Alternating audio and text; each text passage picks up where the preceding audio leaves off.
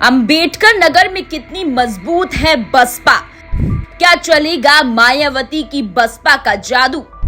कभी बसपा के धुरंधरों का गढ़ रहा जिला अब कमजोर पड़ता नजर आ रहा है।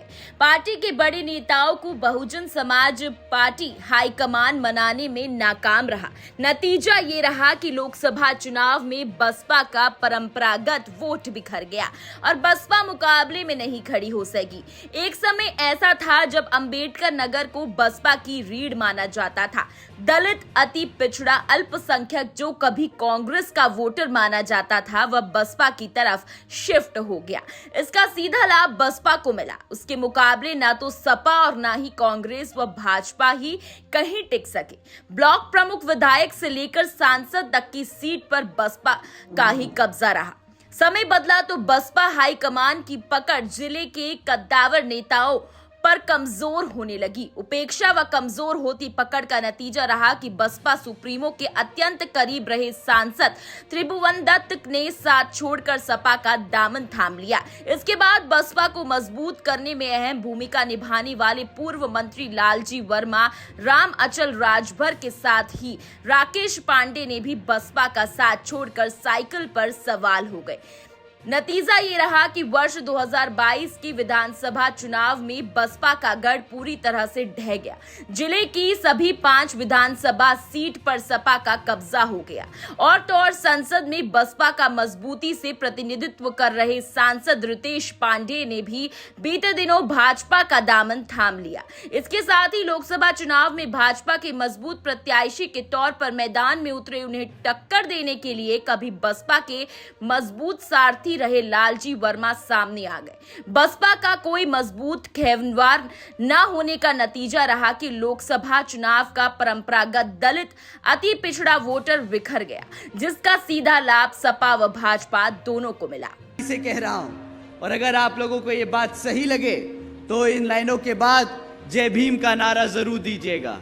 साथियों, ऐसे लोग जो बहुजन समाज पार्टी में बहन जी को नहीं मानते, ऐसे लोग जो बहन जी के खिलाफ हैं, वो मान्यवर साहब के खिलाफ हैं, वो बाबा साहब के खिलाफ हैं, वो हमारे बहुजन समाज के खिलाफ हैं, वो हमारे संविधान के खिलाफ हैं।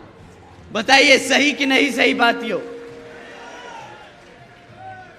साथियों, बहुजन समाज पार्टी एक बहुत ही बड़ा दल है। इस परिवार में कई करोड़ों लोग रहते हैं।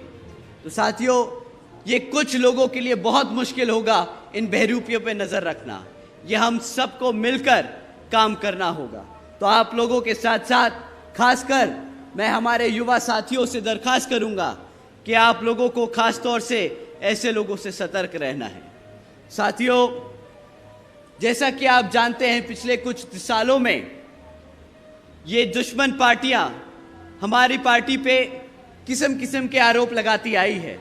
जैसे जब भी कोई नेता, जब भी कोई यहाँ से बहुजन समाज पार्टी से निकल के जाता है तो उसके पास सबसे आराम से, सबसे आसानी से बोलता है कि भाई बीएसपी में तो लोग पैसा लेते हैं, किताब ज़्यादा मांगते हैं। साथियों, हकीकत तो ये है कि जो विपक्षी पार्टियां हैं, आपने इलेक्टोरल बॉन्ड्स के बारे में सुना है?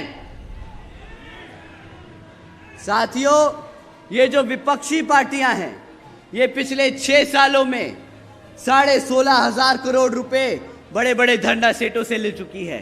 परंतु जब इन कंपनियों का खुलासा हुआ, जब इन पार्टियों का खुलासा हुआ, तो सारी पार्टियों के नाम आए थे। भाजपा, कांग्रेस, समाजवादी पार्टी, सब पार्टियों के नाम आए, परंतु एक पार्टी थी जिसका इन सब में नाम नहीं आया। आप जानते हैं कौन सी वो राष्ट्रीय पार्टी है जिसने किसी भी धरना सेठ से 1 रुपया नहीं लिया?